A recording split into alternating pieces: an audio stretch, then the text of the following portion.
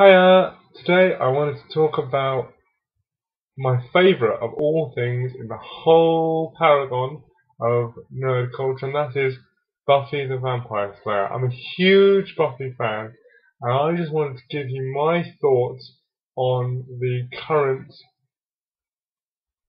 series of comics which is being published by Dark Horse at the moment. Now, the current series of comics, which is titled simply Season 8, which has just ended, I think a couple of months ago, is an official continuation of the show, picking up from when the show ended in March 2003. And it's written by Joss Whedon, and at first, I'll admit, I was really, really, really, really, really excited. It was, such a relief to me to have my favourite characters back, even if it was in comic book form as opposed to on TV. And, even with all this nostalgia, the first 5, 6 issues were really actually well written. The dialogue written by Joss Whedon was the same as it always was. It kind of bounced back and forth. It made the characters feel alive. It was funny. It was dramatic. And it all felt very, very familiar. And I really, really liked it. But then, things started to get a bit different. The second arc, which focused more on, Faith's character and her progression in this new world that the Slayers had created, that was really good too. And I liked the writing of Brian K. Vaughan, who was the writer they brought in to write the second story arc. However, even though this arc was still very good, there were some issues. The idea of a kind of one of the potential Slayers who'd become a Slayer, picking off all the others in some kind of blood sport was a little odd.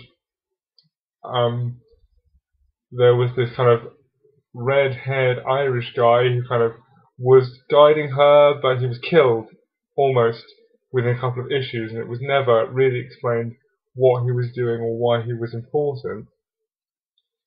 And there's a lot of issues brought up from that story arc that were never really brought anywhere, and that was kind of annoying. The third arc, which was set in Japan and which focused on Buffy having to recruit, an old enemy of hers, Dracula, into her cause in order to fight off a band of vampires who had not only stolen Dracula's powers, but also found an ability to take away a Slayer's powers. That was a very, very good arc, but it had major flaws. I mean, the character of Dracula is crappy anyway. I don't even know why he was brought into the TV show, let alone the comics. But I think overall, this arc, I was willing to accept it, even for its cheesiness.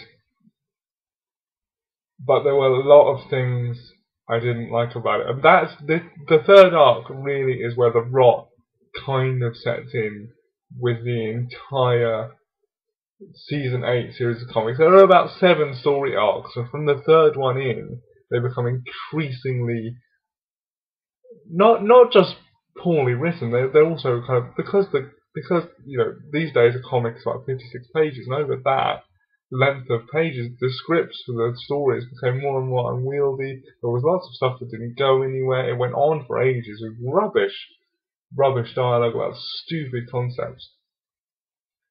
That's one of the things I will mention. The concept of the series as a whole, which is this bad guy Twilight, who has these fantastic Superman-like powers, and he's killing off Slayers all over the world one by one in an attempt to attract Buffy's attention. At first, that sounded like a really good villain, and then it turns out to be, without giving any spoilers away, it turns out to be a very important character in the Buffy universe who's doing this. And once you find out that that person is doing it, Buffy also gains their powers and becomes a match for him, which basically turns Buffy into Supergirl, which is complete bollocks. It's terrible. and I hated it. And that is just indicative of the problems with the entire comic book series of season 8. I think that it was written mostly as fan service. It wasn't planned out very well beforehand, and it shows.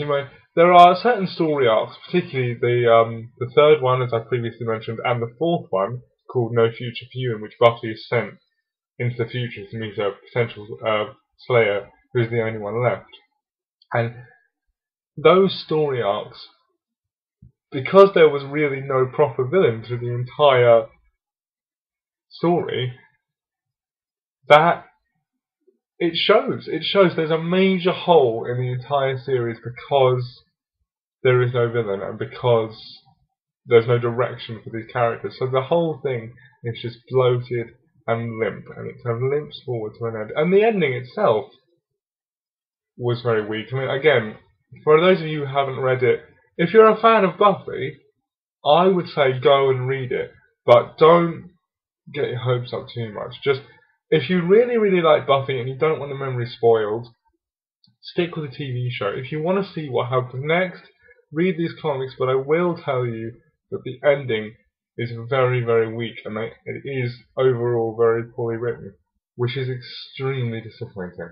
I think that, I mean, I know no one who works at Buffy is going to see this video, but I think if they were to listen to me or to any other Buffy fan, I think the majority of people would say, well, these comics, they started off well, they got a bit weird in the middle, and then by the end you're just ruining the entire franchise. So, my opinion overall on the Buffy Season 8 comics is, unless you're really curious, stay away. They're terrible. Okay, just a short one from me today. That's it. Bye.